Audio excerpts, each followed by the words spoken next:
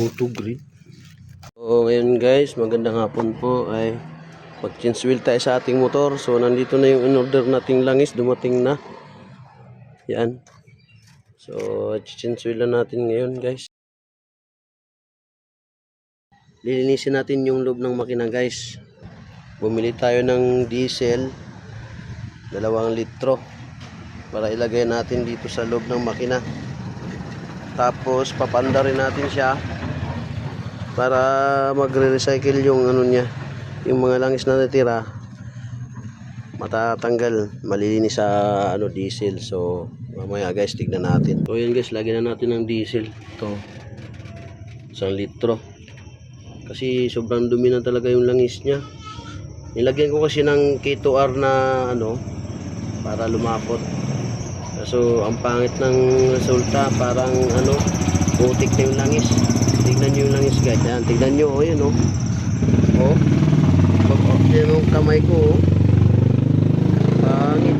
So lalagyan natin ng diesel dito. Tapos papandarin natin para magre-recycle yung ano.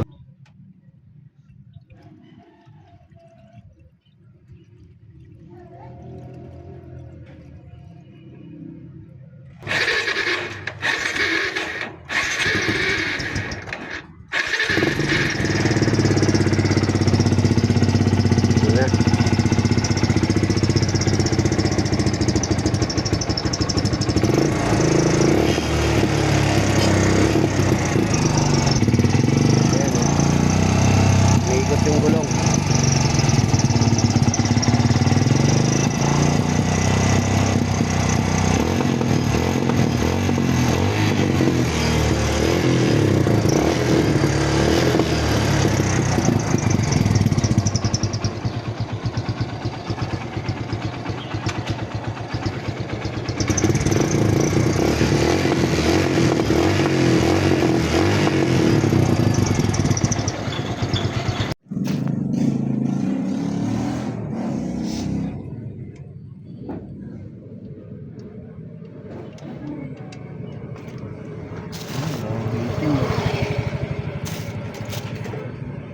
Grabe oh.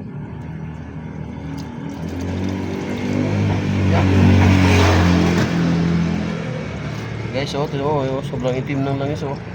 Isang ano pa tayo para matanggal yung itim pa. So guys, pangalawang lagay natin to, 2 litro. Lagay natin yung 1 litro ulit para malinisan natin ang gusto kanina kasi nung tinapong ko ang dumi pa. So pangalawang ano natin linis to guys. Yan. Naka-neutral pa lang yan, naka-neutral. So yun, nakakakambyo na guys no. Ayan o. Magana na yung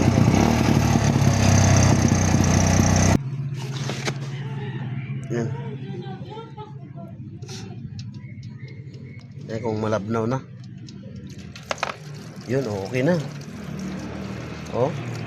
Hindi katulad kanina guys na sobrang lapot. Ngayon okay na oh. Oh. Oh. Kanina hindi matatanggal sa balat, ngayon okay na oh. Oh. Yan, patuloy na lang natin yan.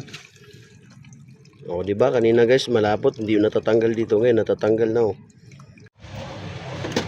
So yun guys, ang ilagay natin Petron spring multi-grade 20W40 para medyo malapot. So tingnan natin to.